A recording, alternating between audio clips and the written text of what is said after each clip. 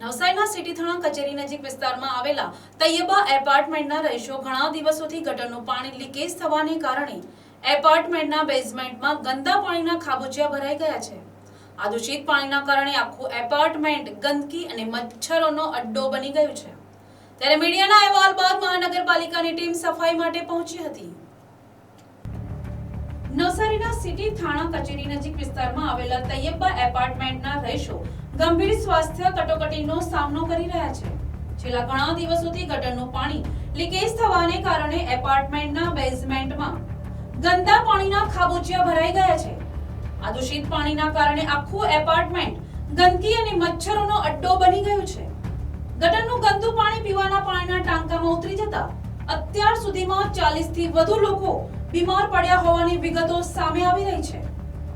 એપાર્ટમેન્ટના રહીશોના જણાવ્યા પ્રમાણે ગટરનું ગંદુ પાણી પાઇપલાઇન દ્વારા સીધું બેઝમેન્ટમાં જમા થઈ રહ્યું છે।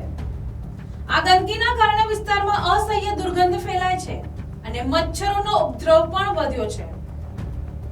ડેન્ગ્યુ, મલેરિયા અને ચિકનગુનિયા જેવા જીવલેણ રોગો ફાટી નીકળવાની પૂરેપૂરી ભીતિ સેવાઈ રહી છે। નાના બાળકો અને વૃદ્ધોની હાલત સૌથી વધુ કફોડી બની રહી છે, જેઓ સતત બીમારીનો શિકાર થઈ રહ્યા છે। નવસારી પાલિકાના વહીવટી તંત્રને રહીશોએ અનેકવાર લેખિત અને મૌખિક રજૂઆત કરી છે। રહીશો દ્વારા જ્યારે પણ મહાનગરપાલિકાનો સંપર્ક કરવામાં આવે છે ત્યારે 2 દિવસમાં કામ થઈ જશે તેવો જવાબ આપી વાતને ટાળી દેવામાં આવે છે। સ્થાનિકો ભારે ઉશ્કેરાટમાં છે કે એપાર્ટમેન્ટમાં પીવા અને વાપરવા માટે બનાવવામાં આવેલા ટાંકાઓમાં ગટરનું પાણી મિક્સ થઈ ગયું છે। રહીશો અગાઉ પણ આ દૂષિત પાણી પીવા માટે મજબૂર બન્યા હતા, જેના પરિણામે મોટી સંખ્યામાં લોકો ઝાડા ઉલટી અને તાવનો શિકાર બન્યા છે। 40 થી વધુ રહીશો બીમાર પડ્યા હોવા છતાં પાલિકા દ્વારા આ બાબતે કોઈ જ નક્કર કાર્યવાહી કરવામાં આવતી નથી। હાલ તો આ તૈયબા એપાર્ટમેન્ટના રહીશો નરક જેવી સ્થિતિમાં રહી રહ્યા છે।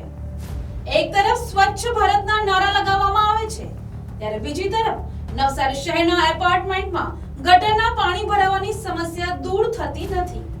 અનેક રજૂઆતો બાદ અને મીડિયાના અહેવાલ બાદ નવસારી મહાનગરપાલિકાનો સ્ટાફ સફાઈ કરવા માટે આવી પહોંચ્યા હતા। મારું નામ ઇકબાલ છે અને અમે અહીંયાના રહેવાસીઓ છીએ।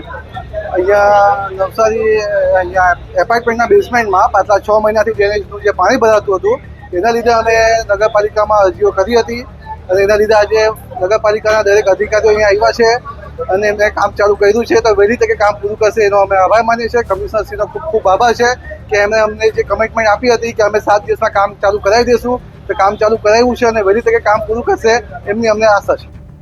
Report NTC news Navsari.